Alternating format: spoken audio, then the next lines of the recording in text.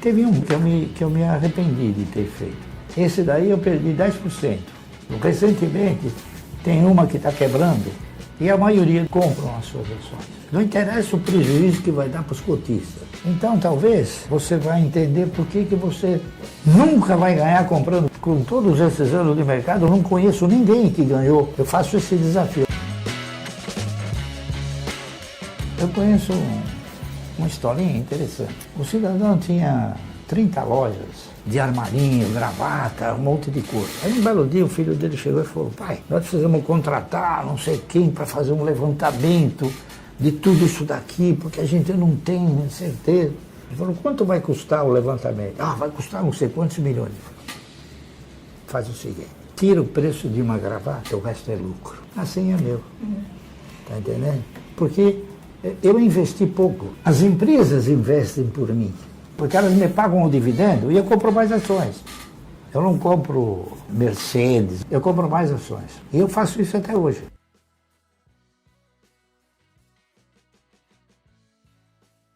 É uma coisa que oscila, tá entendendo? Como o patrimônio oscila também.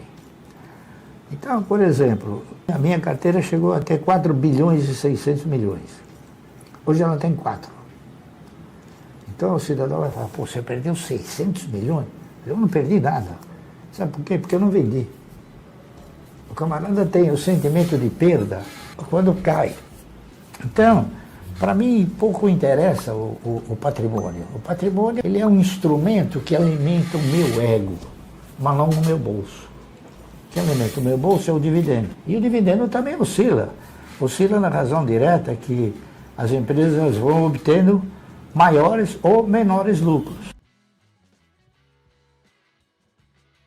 A minha leitura de renda fixa era que ela não existe, porque se as pessoas forem fazer uma apuração daquilo que é a inflação dela, porque interpreta-se que o que o governo fala é a inflação de todos, e não é. Cada um tem a sua inflação. Então, se você chegar em janeiro e relacionar tudo aquilo que você precisa, você vai ter um determinado valor. Se você pegar esse valor e aplicar na renda garantida, você vai chegar no fim do ano, pela aplicação, você vai ganhar 10%. Se você pegar o valor que você tinha disponível para comprar em janeiro e for comprar em dezembro, a diferença é no mínimo 40%, 50%. Então, veja bem, se você colocou um valor para depois de um ano ser remunerado no máximo 10%, e aquele valor perdeu poder de compra de 50%, então você não ganhou nada. Você nem corrigiu o valor da moeda. Então isso aí é uma ilusão. Por que é uma ilusão? Porque o cidadão brasileiro, ele foi seduzido ao longo do tempo e inclusive conduzido a ser um agiota. Então o cidadão que empresta o dinheiro, emprestar o dinheiro o que é? É um ato de agiotagem.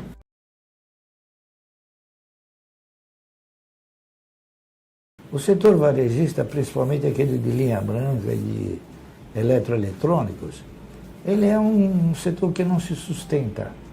Porque você tem uma trajetória de, no mínimo, que eu conheça, 40 empresas boas que quebraram. Você tem o MAP, a Mesbla, a Sloper, a Clipper, a Ultralar.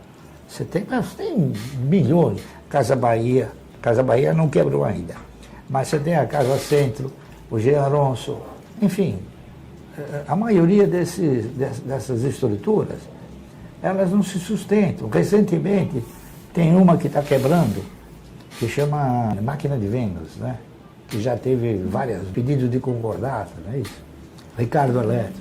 Então, e veja bem, existem alguns procedimentos aqui no Brasil. A Casa Bahia já não quebrou, porque há tempos atrás ela teve uma injeção de recursos de 300 e poucos milhões. A Magazine Luiza também.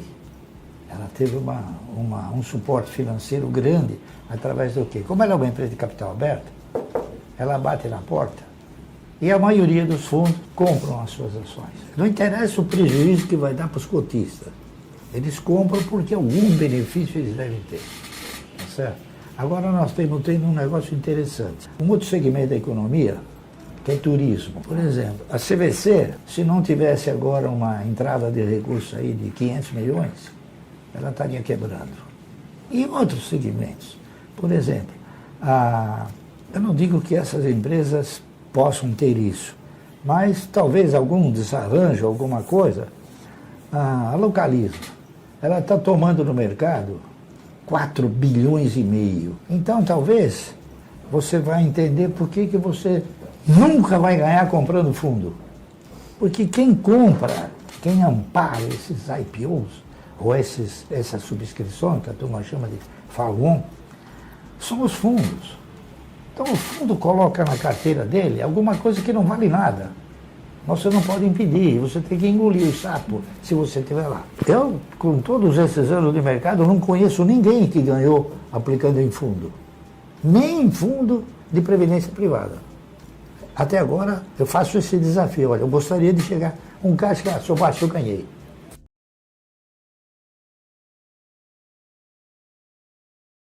Eu já comprei ações há muitos anos atrás, né? Não porque não tenham sido coisas boas. Por exemplo, eu comprei ações de um banco chamado Banco Econômico, por influência de um amigo meu, que ainda é vivo, a gente se fala, do Banco Nacional. E por isso, por livre e espontânea vontade minha, comprei ações do Banco Noroeste, que também não existe mais, Banco Bandeirantes, também não existe mais, Banco Bandeirantes de Investimento. É isso aí. O Banco Nacional quebrou, o Banco Econômico quebrou. E por incrível que pareça, depois de 29 anos, eu peguei meu dinheiro de volta. Porque o BTG comprou a estrutura e falou, olha, eu quero comprar dos acionistas. E eu vendi. Sorte. Porque você veja bem, eu nunca ia imaginar que o banco do Ayrton Senna ia ser fechado pelo governo. Né? Que o banco que tinha o maior acervo patrimonial, que era o Banco Econômico, também ia ser fechado pelo governo.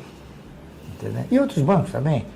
Teve um banquinho que eu me arrependi de ter feito. O apelido dele era Banco da Bandeira, porque ele chamava Banco do Progresso. Como na bandeira está escrito Ordem e Progresso, então o apelido dele, esse daí eu perdi 10%. Mas eu nunca perdi nada no mercado. Sabe por quê? 99,9% do meu patrimônio foi oferecido pelas próprias empresas. Então o cidadão, ele não se deu conta que o que ele ganha de dividendo, se ele reinvestir o dividendo, o efeito multiplicador dele é substancialmente superior a ele reinvestir aquilo que ele ganha na renda fixa. O recado que eu talvez pudesse passar seria o seguinte: não compre ações só por comprar, só por receber uma dica. Analise os projetos de empresas que tenham, assim, projetos futuristas, né? E comprem ações dessas empresas. Não se preocupem com a Bolsa, porque a Bolsa é um órgão ávido por corretagem e emolumentos. Nunca aplique na Bolsa, aplique no segmento de ações.